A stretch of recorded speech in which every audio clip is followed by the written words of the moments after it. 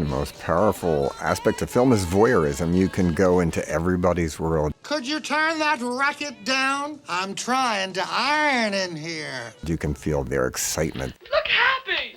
I love those flashbulbs. Look horrified at what you've done to your daughter. You can feel misery. I'm an orphan too. You are? Yes. And orphans have special needs. Their murderous rage. Sorry, but Satan says you need more color.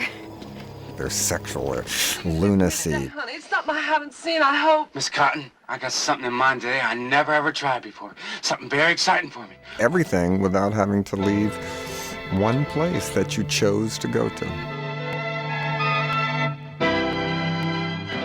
Very much when I was a kid, the thing that changed my life really is I was about 10 years old and I went to see House on Haunted Hill with William Castle, and they had Emergo, which is where a skeleton went on a wire next to the booth across the top of the theater to the projection booth, and it was the big gimmick.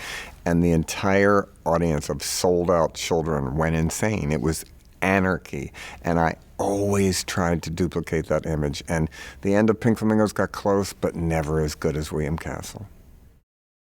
Walt Disney, because I always rooted for the villain. I thought Cinderella's stepsisters were way more fun. I liked the Queen and Snow White. I liked Captain Hook. I never liked the heroes. Then later in life, certainly Jean Genet was a huge influence.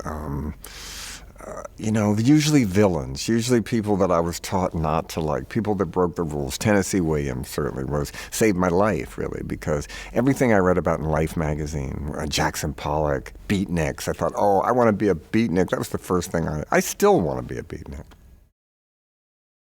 What age did I want to be a filmmaker? Well, I was a bossy child, and I was a puppeteer.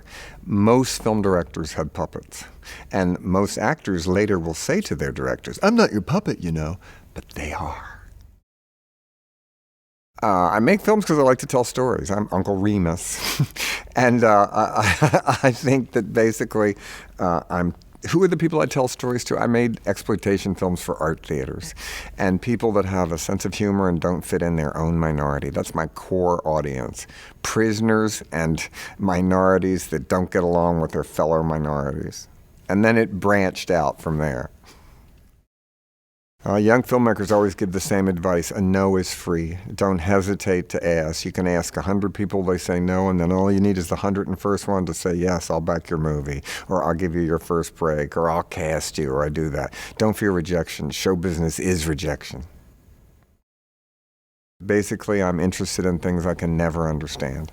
If I understood it easily, it wouldn't be much interest to me. I always am perturbed about how I feel about certain subjects, and that's what always interests me and what I make movies and what I write about. If I could change anything, well, I probably wasted a couple years trying to make the sequel to Pink Flamingos. I learned that really if something doesn't get made right away, it usually doesn't get made. It's dead in the water.